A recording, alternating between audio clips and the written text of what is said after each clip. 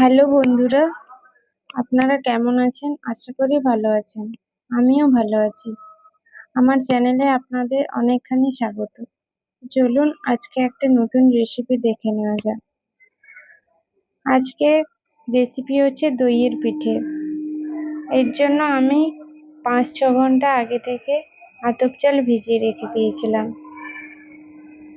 5-6 ঘন্টা পর চলে এসেছি এবং একটা মিক্সিতে আতপ চালগুলোকে গুঁড়ো করে নিচ্ছি। গুঁড়ো করে নিয়ে একটা চালনিতে চেলে নিচ্ছি। চেলে নেওয়ার পরে একটা পাত্র নিয়ে নিয়েছি। পাত্রতে 2 বাটি গুঁড়ো আতপ চাল নিয়ে নিয়েছি। এর সঙ্গে মিশিয়ে নিচ্ছি খাবার সোডা,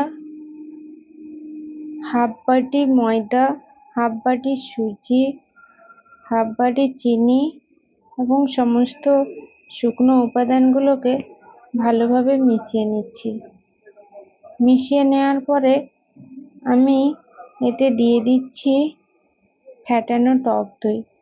টক দইটাকে আমি ভালোভাবে ফেটিয়ে নিয়েছিলাম। এরপর সেই টক দইটা এই শুকনো উপকরণগুলোর মধ্যে দিয়ে দিচ্ছি। দিয়ে দেওয়ার পরে অল্প অল্প জল দিয়ে আমি ব্যাটারটা তৈরি করে নিচ্ছি। ব্যাটারের ঘনত্বটা বেশি পাতলা কিংবা বেশি ঘন করা যাবে না। দেখতেই পাচ্ছেন আমি কিরকম ব্যাটারটা তৈরি করেছি। ঠিক এই রকম ব্যাটারটা তৈরি করতে হবে। একেবারে বেশি জল দেওয়া যাবে না, অল্প অল্প করে জল দিয়ে ব্যাটারটা তৈরি করতে হবে। এরপর আমি একটা ইডলি মেকার নিয়ে নিয়েছি। ইডলি মেকারে জল ঢেলে দিচ্ছি। জল ঢেলে গ্যাসে বসিয়ে দিয়েছি। এরপর আমি তেল ব্রাশ করে নিচ্ছি। তেল ব্রাশ করার পরে একটা হাতাতে অল্প অল্প করে ঢেলে নিচ্ছি। দেখুন আপনারা ব্যাটারটা কত সুন্দর হয়েছে। ঠিক এই রকম ভাবে ব্যাটারটা তৈরি করতে হবে। এরপর আমি ঢাকা দিয়ে দিব 10 মিনিটের জন্য।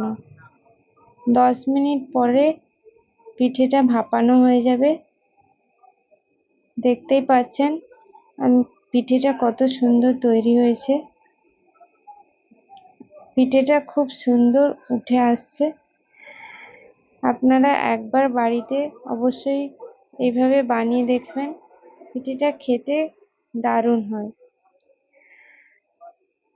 আমি যে যে উপকরণগুলো দিয়েছি সেই উপকরণগুলো দিয়ে বানিয়ে দেখবেন, খুব সুন্দর হবে। আজকের রেসিপি কেমন লাগলো অবশ্যই জানাবেন কমেন্ট বক্সে। আরও নতুন নতুন ভিডিও পেতে চ্যানেলটিকে সাবস্ক্রাইব করবেন। ভিডিও ভালো লাগলে লাইক করবেন, কমেন্ট করবেন। তো চলুন আজকে আসি, আবার দেখা হবে নতুন কোনো রেসিপিতে। ততক্ষণের জন্য ভালো থাকবেন, সুস্থ থাকবেন। Bye, thanks for watching.